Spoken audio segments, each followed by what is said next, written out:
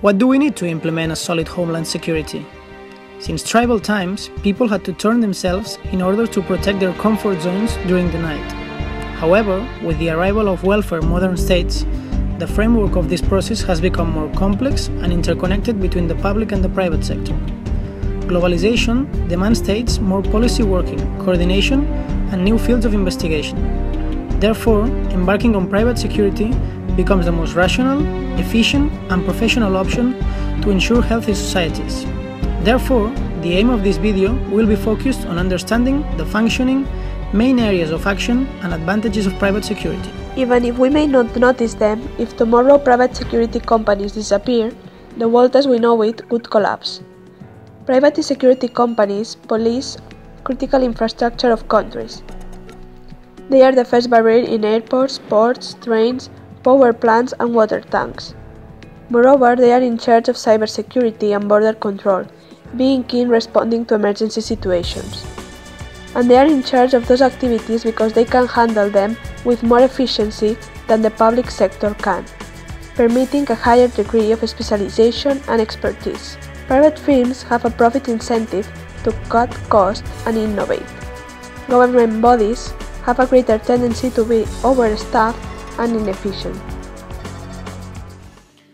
Historically, the government has turned to private contractors for certain complex tasks that require specific technical, regional, or tactical expertise.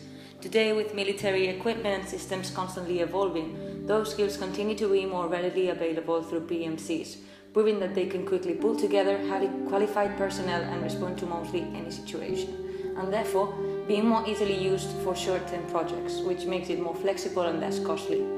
Additionally, depending on the situation, deploying PMCs can be less expensive.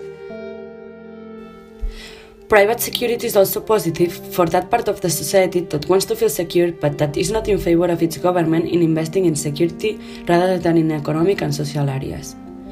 People feel more secure when it comes to PMCs, as they know that the ones in charge of taking care of their security are experts, as they have been specially trained for doing so.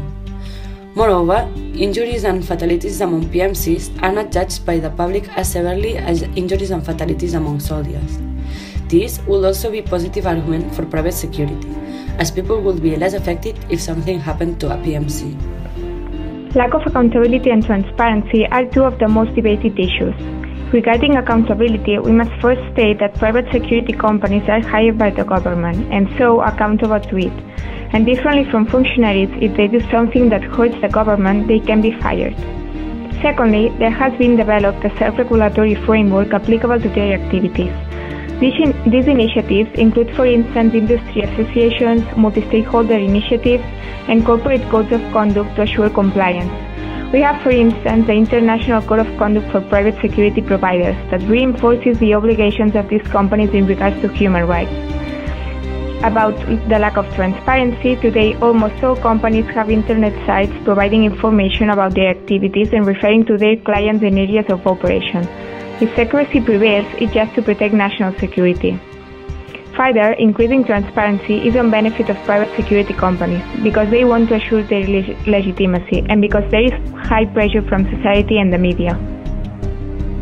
Information technology firms are essential in achieving national cybersecurity objectives.